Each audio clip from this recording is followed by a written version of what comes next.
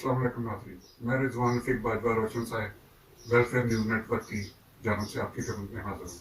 हमारा आज का मौजू दिल के इलाज के मुतालिक है, जो कि महंगाई की वजह से अब गरीब की पहुंच से ये इलाज नामुमकिन होता जा रहा है।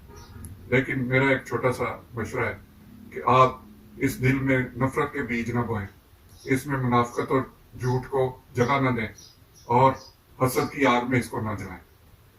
हुआ कुछ यूं है कि दिल में पड़ने वाले स्टंट जो हैं उनकी कीमतों में बहुत ज्यादा इजाफा कर दिया गया है।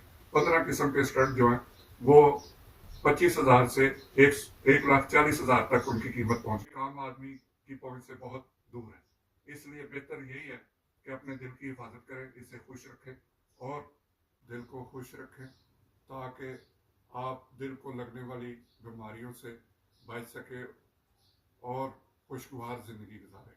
शुक्रिया।